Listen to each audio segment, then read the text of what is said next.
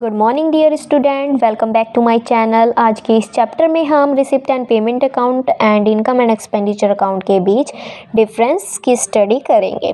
सबसे पहला हमारा है नेचर का मतलब यानी कि जो हमारा रिसिप्ट एंड पेमेंट अकाउंट है ये कैश बुक का सारांश होता है। और जो इनकम एंड एक्सपेंडिचर अकाउंट है ये लाभ कमाने वाली संस्था यानी कि जो प्रॉफिट कमाती है, प्रॉफिट अर्न करती है, उसकी तरह ही प्रॉफिट एंड लॉस अकाउंट की तरह ही होती है। कौन होती है? इनकम एंड एक्सपेंडिचर अकाउंट का ये हमारा खाता होता है, इसी का ही जो हमारा प्रॉफिट एंड लॉस अकाउंट की तरह ही होता है। ठीक है। एंड सेकंड पे आ जाएगी डेबिट साइड मीन्स इन्होंने कहा जो हमारी ये रिसिप्ट है, ठीक है, ये रिसिप्ट डेबिट में लिखी जाती है और पेमेंट किस में लिखी जाती है? क्रेडिट में लिखी जाती है। वही चीज़ ये यहाँ बता रहे। तो जो हमारी ये इनकम है ये क्रेडिट में लिखी जाती है और जो हमारे एक्सपेंडिचर हैं ये डेबिट में लिखी जाते हैं। ये यही बता रहे हैं दूसरे में। ठीक है। एंड थर्ड क्या कहता है? टाइप्स ऑफ अकाउंट का मतलब ये रियल अकाउंट होते हैं। कौन होते हैं? रिसिप्ट एंड पेमेंट अकाउंट होते हैं। और जो हमारे इनकम एंड एक्सपेंडिचर होते हैं वो नॉमिनल अकाउंट्स होते हैं। ठीक है। अब आगे हम फोर्थ पे यानी कि ओपनिंग बैलेंस का मतलब क्या है? जो हमारा रिसिप्ट एंड पेमेंट अकाउंट है इसके प्रारंभिक रोकड़ यानी कि कैश एवं बैंक शेष लिखा जाता है। यानी कि रिसिप्ट एंड पेमेंट अकाउंट के प्रारंभिक में रोकड़ एवं बैंक शेष लिखा जाता है, बट इसके प्रारंभिक में बैंक और कैश यानी कि दोनों ही शेष नहीं लिखे जाते हैं। ठीक है। एंड अब आ जाते हैं हम फिफ्थ पॉइंट पे। फिफ्थ पॉइंट क्या कह रहा है कि क्लोजिंग बैलेंस। तो देखो इस खाते को बनाने से अंतिम रोकड़ एवं बैंक शेष अथवा बैंक यानी कि ओवरड्राफ्ट ज्ञात होता है। ठीक है। एंड इस खाते को बनाने से यानी कि जो हमारा इनकम एंड एक्सपेंडिचर अकाउंट है इस खाते को बनाने से जो हमारे खर्चे पर कहता है सरप्लस लाभ अथवा खर्चों का आय पर अधिक है यानी कि जो हमारा सरप्लस हानि ज्ञात होती है। ठीक है। अब आ जाते हैं हम सिक्स पॉइंट में। सिक्स पॉइंट क्या कहता है? इसमें ये कैपिटल नेचर और रेवेन्यू नेचर दोनों प्राकृतिक की मंदों का होता है, बट ये किस चीज़ का ही होता है? ये रेवेन्यू का ही होता है। ठीक है। अब इन्होंने कहा periods of income and expenses. ठीक है। तो इसने क्या कहा? इसमें लिखी गई राशियों के लिए ये आवश्यक नहीं है कि वे चालू यानी कि वह करंट से ही हो, वह प्रीवियस से ही हो, वह नेक्स्ट ईयर से ही हो, यानी कि सबसे हो सकती है। कौन किस में हो सकती है? रिसिप्ट एंड पेमेंट अकाउंट में नेक्स्ट ईयर की भी हो सकती है, प्रीवियस ईयर की भी हो सकती है और करंट ईयर की भी आइटम्स लिखी जा सकती है। बट जो हमारा इनकम एंड एक्सपेंडिचर अकाउंट है इसमें सिर्फ ओनली करंट ईयर की ही लिखी जाती है इसमें। ठीक है। तो इसमें लिख भी रखा है कि इसमें चालू मतलब करंट ईयर की ही आइटम्स लिखी जाती है। संबंधित इनकम और खर्चे की मंदें लिखी जाती हैं। ठीक है। एंड अब आ जाती है एडजस्टमेंट की बात। इसमें एडजस्टमेंट क्या कह रहे हैं? ये रहा 8 पॉइंट पे आ गए हम। एडजस्टमेंट कह रहे हैं इसमें कोई एडजस्टमेंट नहीं किए जाते। इन्होंने कहा इसमें कोई एडजस्टमेंट नहीं किए जाते क्योंकि यह लेखांकन की रोकड़ पद्धति यानी कि कैश बेस के आधार पर तैयार की जाती है। तो हमें तो पता ही है receipt and payment account cash book के आधार पर ही तैयार किया जाता है ना। और हमारा जो इनकम एंड एक्सपेंडिचर अकाउंट है इसे बनाते समय आवश्यक एडजस्टमेंट किए जाते हैं क्योंकि यह लेखांकन के लाभ अर्जन यानी कि आधार यानी कि एक्यूरेट बेसिस पर तैयार किए जाते हैं। ओके। एंड अब आ जाती है बैलेंस शीट। कहता है इसके साथ बैलेंस शीट बनाना आवश्यक नहीं है। किसके साथ? रिसिप्ट एंड पेमेंट कहता है रिसिप्ट एंड पेमेंट अकाउंट के साथ बैलेंस शीट बनाना आवश्यक नहीं है, बट जो हमारी इनकम एंड एक्सपेंडिचर है उसके साथ बैलेंस शीट बनाना अनिवार्य भी है और आवश्यक भी है। अब आ गए हम 10 पॉइंट पे। तो 10 पॉइंट क्या कहता है? Transfer of closing balance means इन्होंने कहा इस खाते का क्लोजिंग शेष अगले वर्ष के रिसिप्ट एंड पेमेंट अकाउंट में ट्रांसफ़र कर दिया जाता है। कहने का मतलब है इस खाते का जो क्लोजिंग बैलेंस होता है ना वो अगले वर्ष next year receipt and payment account में ट्रांसफ़र कर दिया जाता है। That is clear. अब है इनकम एंड एक्सपेंडिचर अकाउंट। इस खाते का क्लोजिंग शेष स्थिति विवरण यानी कि बैलेंस शीट स्थिति विवरण ये क्या था? हाँ नहीं इसमें नहीं था, सॉरी। स्थिति विवरण में पूंजी कोष यानी कि कैपिटल फंड में ट्रांसफ़र कर दिया जाता है। ठीक है। अब हम करेंगे इसके बाद, आई होप कि आपको इसके डिफरेंस समझ में आ गए हों। अब करेंगे हम इनकम एंड एक्सपेंडिचर अकाउंट में और प्रॉफिट एंड लॉस अकाउंट में डिफरेंस क्या होता है, ठीक है। एंड ये है इनकी अंतर का आधार, ये है इनकम एंड एक्सपेंडिचर अकाउंट, ये है हमारे प्रॉफिट एंड लॉस अकाउंट। अब हम इन तीनों को वन वन बाय स्टडी करेंगे। सबसे पहला आता है हमारा ऑब्जेक्टिव। सबसे पहला ऑब्जेक्टिव क्या है, इन्होंने कहा जो इनकम एंड एक्सपेंडिचर अकाउंट है, इस खाते का यानी कि इस अकाउंट का मुख्य उद्देश्य है इनकम के खर्चों पर अथवा खर्चों के आय पर अधिक्य को ज्ञात करना होता है, यानी कि सरप्लस या डेफिसिट खर्चों पर इन्हें ज्ञात करना होता ही है, ठीक है। एंड इसमें आ जाते हैं, इन्होंने कहा प्रॉफिट एंड लॉस अकाउंट है, इस खाते का मुख्य उद्देश्य है यानी कि नेट प्रॉफिट और नेट लॉस ज्ञात करना होता है, और इनका तो आपको पता ही है डेफिसिट और सरप्लस ज्ञात करना होता है, ठीक है। अब आ जाते हैं हम सेकंड पॉइंट पे। सेकंड पॉइंट क्या कहता है, प्रिपेयर्ड बाय यानी कि किसके द्वारा, इन्होंने कहा इनकम एंड एक्सपेंडिचर अकाउंट, यह खाता लाभ ना कमाने वाली संस्थाओं द्वारा तैयार किया जाता है, जो नॉन फॉर प्रॉफिट ऑर्गेनाइजेशन की तरफ से तैयार किया जाता है, जिसका मुख्य उद्देश्य सेवा प्रदान करना है, ठीक है। एंड जो हमारा प्रॉफिट एंड लॉस अकाउंट है, यह खाता व्यवसायिक संस्थाओं द्वारा तैयार किया जाता है, जिनका मुख्य उद्देश्य लाभ अर्जन करना होता है, यानी कि लाभ कमाना होता है, ना कि सेवा करना होता है, ठीक है। अब आ जाते हैं हम थर्ड पॉइंट पे। थर्ड पॉइंट क्या है, बेस ऑफ प्रिपरेशन, यानी कि यह खाता मुख्य रूप से रिसिप्ट एंड पेमेंट अकाउंट तथा अन्य सूचनाओं के आधार पर तैयार किया जाता है। कौन सा, इनकम एंड एक्सपेंडिचर। और वो अन्य सूचनाएं क्या होती हैं, एडजस्टमेंट में होती हैं, है ना, आपने पढ़ा भी है और मैंने पढ़ाया भी है, ठीक है। एंड इसमें है प्रॉफिट एंड लॉस अकाउंट में, यह खाता मुख्य रूप से ट्रायल बैलेंस तथा अन्य सूचनाओं के आधार पर तैयार किया जाता है। इसमें भी होगा, हम जब इसकी वीडियो करेंगे, बनाएंगे, स्टडी करेंगे, जब इसकी भी देखते हैं, ठीक है। एंड अब आते हैं हम फोर्थ पॉइंट पे। फोर्थ पॉइंट है बैलेंस, यानी कि इस खाते का शेष सरप्लस और डेफिसिट प्रकट करता है। इस खाते का शेष नेट प्रॉफिट और नेट लॉस प्रकट करता है, ठीक है। ये हो गया हमारा income and expenditure account and profit and loss account के डिफरेंस भी हो गए हैं। अब आगे करते हैं हम some importance items relating to not for profit organisation. बच्चों आज करेंगे हम ये भी, ठीक है। तो सबसे पहला हमारा है सब्सक्रिप्शन। तो सब्सक्रिप्शन तो आपको पता ही होगा इसे कहते हैं, नहीं पता है तो कोई नहीं, मैं हूँ ना, मैं बताऊँगी। देखो बच्चों, सब्सक्रिप्शन का मतलब ये होता है कि चंदा या अभिदान भी होता है, ठीक है। इसका हिंदी में क्या होता है, मतलब दान या अभिदान भी होता है, ठीक है। तो हम अब सब्सक्रिप्शन की डेफिनेशन पढ़ते हैं। बच्चों ये 2 मार्क्स में आ जाती है, ठीक है। 2 मार्क्स में लाइफ मेंबर फीस भी आ जाती है, लेगेसी भी आ जाती है, आगे पढ़ेंगे मैं बता दूंगी। तो बल्कि ये जो हमारा सब्सक्रिप्शन ये 2 मार्क्स में भी आ जाता है और लाइफ मेंबर फीस भी आ जाती है। अभी तो यही दिख रहे हैं, सो मैं आपको यही बताती हूँ, ठीक है। तो सब्सक्रिप्शन किसे कहते हैं, तो इन्होंने कहा सब्सक्रिप्शन लाभ न कमाने के लिए स्थापित संस्थाओं की आय का मुख्य साधन होता है, यानी कि जो हमारी नॉट फॉर प्रॉफिट ऑर्गेनाइजेशन है उसका ये क्या होता है, आय का प्रमुख साधन होता है, इनकम कमाने का। ये इनकम कमाना समझ लो, कुछ भी समझ लो। तो देखो जो सब्सक्रिप्शन देते हैं उनके लिए, मतलब जो ये ऐसी ऑर्गेनाइजेशन होती है कि जो लाभ ना कमाती हो, है ना, जो सेवा प्रदान करने के लिए होती है, तो उनका तो मुख्य साधन यही कहलाएगा, ठीक है। तो इन्होंने कहा यह रिसिप्ट एंड पेमेंट अकाउंट की डेबिट पक्ष में लिखा हुआ होता है, यानी कि जो ये सब्सक्रिप्शन है ना, तो ये रिसिप्ट एंड पेमेंट अकाउंट में डेबिट पक्ष में लिखा होता है। क्यों लिखा होता है, क्योंकि ये इनकम आ रही होती है तो रिसिप्ट साइड ही लिखी जाती है, ठीक है। और इसमें से जो चंदा चालू वर्ष से संबंधित होता है ना, करंट ईयर से संबंधित, उसे इनकम एंड एक्सपेंडिचर अकाउंट के क्रेडिट पक्ष में लिखा जाता है। तो देखो आपको तो पता ही है ना, प्रीवियस का लिखा जाता है ना नेक्स्ट ईयर का लिखा जाता है, किसमें, इनकम एंड एक्सपेंडिचर अकाउंट में।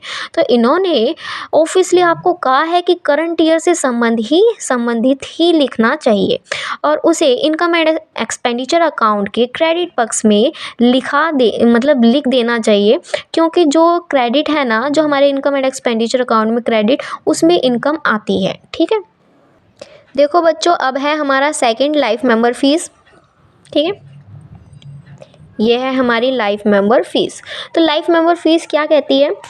लाइफ मेंबर फीस होती है, देखो क्या है, अब हम पढ़ते हैं इसको, ठीक है। कुछ सदस्य प्रतिवर्ष चंदा देने की बजाय एक इकट्ठी राशि एक बार में देकर संस्था की क्या बन जाते हैं? लाइफ मेंबर बन जाते हैं। आप समझे कि एक व्यक्ति ने मतलब 1 year, 2nd year, 3rd year देने की बजाय उसने एक ही बार दे दी, इकट्ठी राशि दे दी, टोटल राशि दे दी एक ही बार देकर, और वो क्या बन गया? ऑर्गेनाइजेशन का मेंबर्स बन जाते हैं, यानी कि लाइफ मेंबर बन जाते हैं, यानी कि परमानेंटली मेंबर्स बन जाते हैं। उन्हें अब देने की कोई ज़रूरत नहीं है, वो उस ऑर्गेनाइजेशन के मेंबर्स बन जाते हैं। वो भी कैसे? लाइफ मेंबरशिप, है ना, लाइफ मेंबरशिप बन जाते हैं। और इन्होंने कहा इनसे प्राप्त राशि लाइफ मेंबरशिप शुल्क यानी कि फ्री शुल्क कहलाती है। यह राशि किसी एक वर्ष की ना होकर पूरे जीवन के लिए होती है। मैंने कहा ना, ये एक वर्ष की नहीं होती है, ये पूरे जीवन के लिए होती है। तो इसलिए क्या बन जाते हैं? लाइफ मेंबर बन जाते हैं, ठीक है। तो इसे कैपिटल नेचर का मानकर बैलेंस शीट में लायबिलिटी पक्ष में कैपिटल फंड में जोड़ दिया जाता है। आप समझे, इन्होंने कहा इसे कैपिटल नेचर का मानते हैं और इसे बैलेंस शीट में लायबिलिटी पक्ष में कैपिटल फंड में जोड़ दिया जाता है, ठीक है। अब है हमारे एंडोनमेंट फंड। एंडोनमेंट फंड किसे कहते हैं? अब ये बताएंगे हम मैं बताऊंगी। अच्छा, तो इन्होंने कहा एंडोनमेंट फंड किसे कहते हैं? तो इन्होंने कहा यह एक ऐसा फंड है, आप समझ रहे हो, यह एक ऐसा फंड है जो किसी वसीयत या उपहार के कारण उत्पन्न होता है, ठीक है। जब आपको कोई उपहार देता है या कोई लेगेसी मिलती है, यानी कि कोई वसीयत मिलती है, तो जब ये एंडोनमेंट फंड उत्पन्न होता है, ठीक है। तो और जिसकी आय किसी विशेष उद्देश्य के लिए प्रयोग की जाती है, यह एक कैपिटल नेचर की मानी जाती है, क्योंकि इससे संस्था को स्थायी रूप से इनकम प्राप्त होती रहती है, और इसे लायबिलिटी पक्ष में अलग से एक फंड के रूप में लिख दिया जाता है, ठीक है। एंड अब आते हैं एंट्रांस फीस यानी कि प्रवेश शुल्क फीस किसे कहते हैं, ठीक है। तो इन्होंने कहा एंट्रांस फीस किसे कहते हैं? तो इन्होंने कहा यह शुल्क यानी कि फ्री नए सदस्यों के प्रवेश से प्राप्त होती है। जब इन्होंने देखो बता रखा है, कुछ व्यक्ति इसे कैपिटल नेचर यानी कि कैपिटल इनकम मानने के पक्ष में भी हैं। जब ये कैपिटल आप समझते हो ना, स्थायी रूप से मानते हैं कुछ व्यक्ति, तो क्योंकि उनके अनुसार यह इस सदस्य से केवल एक ही बार ही प्राप्त होता है। देखो कुछ सदस्य ऐसे होते हैं जो मतलब ये मानते हैं कि कैपिटल इनकम है। क्यों मानते हैं? क्योंकि उन्हें लगता है कि जो मतलब एक सदस्य से केवल एक ही बार प्राप्त होती है ये इनकम, तो इसलिए वो कैपिटल नेचर का मानते हैं, इनको कैपिटल इनकम मानते हैं। और इस प्रकार यह बार बार प्राप्त होने वाली आय नहीं है, ठीक है। क्योंकि बार बार प्राप्त होने वाली आय तो है नहीं कि मतलब एक ही बच्चा दोबारा दे रहा है, ऐसा तो है नहीं। देखो परंतु दूसरे व्यक्ति के अनुसार यह एक व्यक्ति से एक ही बार प्राप्त होती है। देखो दूसरे व्यक्ति हैं जो ये भी मानते हैं कि रेवेन्यू नेचर की है, ठीक है। और उन्हें लगता है कि मतलब एक ही व्यक्ति एक व्यक्ति नहीं, अलग अलग व्यक्ति तो आ रहे हैं ना, तो उन्हें ऐसा लग रहा है कि मतलब आ रही है राशि, यानी कि इनकम आ रही है, उन्हें मिल रही है, ठीक है, रिसीव हो रही है उन्हें। परंतु क्योंकि नए नए व्यक्ति आते रहते हैं और इसी प्रकार यह प्रतिवर्ष नियमित रूप से प्राप्त होती रहती है, अतः इस रेवेन्यू माना जाता है, मानना चाहिए। अब देखो इसमें मतलब कुछ बुक में कुछ स्पष्ट भी कर रखा है, यानी कि क्लियर कर रखी है बात एक, कि पर्सन में स्पष्ट सूचना यानी कि क्लियर सूचना के अभाव में प्रवेश शुल्क यानी कि एंट्रांस फीस को रेवेन्यू रिसिप्ट मानकर इनकम एंड एक्सपेंडिचर अकाउंट के क्रेडिट में लिख सकते हैं। यदि पर्सन में प्रवेश शुल्क को कैपिटल रिसिप्ट मानने के लिए कहा गया हो, तो इसे करंट ईयर के बैलेंस शीट की लायबिलिटी पक्ष में लिखना चाहिए। अगर इन्होंने कहा अगर क्वेश्चन में गिवन हो ये बात कि ये कैपिटल नेचर की यानी कि कैपिटल रिसिप्ट मान के ही करना है, तो ये बैलेंस शीट में लायबिलिटी पक्ष में आएगी, ठीक है। अगर इसे मतलब नहीं कर रखा तो इसे क्या मानोगे आप? रेवेन्यू रिसिप्ट ही मानोगे, और इसे इनकम एंड एक्सपेंडिचर अकाउंट में क्रेडिट पक्ष में लिखोगे, ठीक है। अब है हमारा डोनेशन की डोनेशन किसे कहते हैं। अब देखो डोनेशन भी दो प्रकार के होते हैं, एक स्पेशल डोनेशन होता है और एक जनरल डोनेशन होता है। पहले हम डोनेशन पढ़ लेते हैं कि डोनेशन कहते किसे।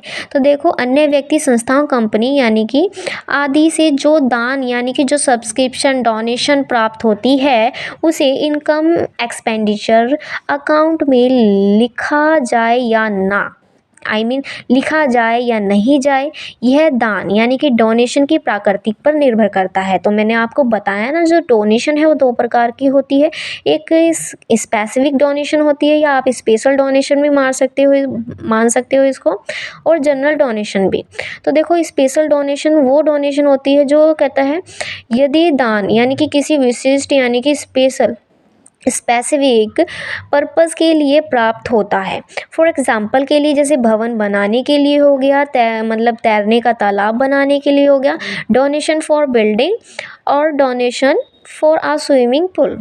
तो इसे कैपिटल नेचर यानी कि कैपिटल नेचर का माना जाता है और इसे बैलेंस शीट में लायबिलिटी पक्ष में लिखा भी जाता है। ठीक है। एंड जनरल डोनेशन कौन सा होता है, जो सामान्य दान होता है, जो जनरल डोनेशन वह डोनेशन है जिसमें दान देने वाला कोई ऐसा उद्देश्य निर्धारित नहीं करता कि जिसके लिए दान प्रयोग किया जाना चाहिए।